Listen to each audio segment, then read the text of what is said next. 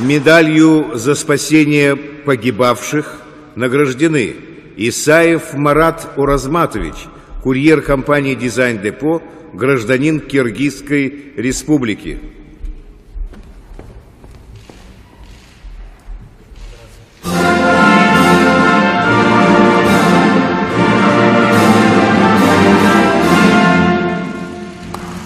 Кайрадан биздин каналга кош келипсиздер. Бул жакта биздин кыргыз элдик герой Путиндин өз колунан наградаларды алган, медальды алган байкени көрүп калып аябай кубанычтамын. Ассаламу алейкум экендештер. Мына бүгүн Тилектин каналына кош келип калыпбыз. Биз дагы Кудайым денсаулык берсин, аманчылык берсин, кыргызыбызга токчулук берсин. Ошол бир аз такси жактан бул жакка кантип акча ичиш керек, ошол жактан bir kanalını alып барып атат.